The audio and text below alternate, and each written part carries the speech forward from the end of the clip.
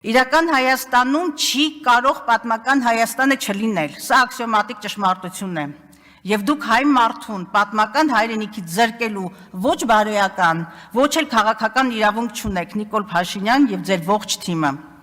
Իրականում այս ամենը ձեր պարտությունը արդարացնելու պարզունակ նպատակադրում է։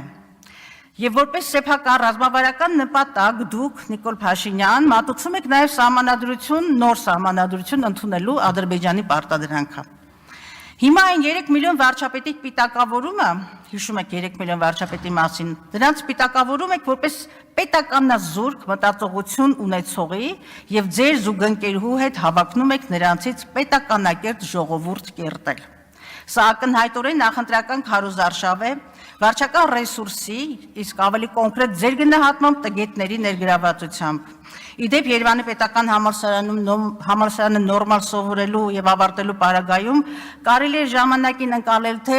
Խորենացու ողբը, թե Թումանյանի դառնացած ժողովուրդոտ վատաշարը, նաև Վանո Սիրադեղյանին Մաթևոսյանից զատել։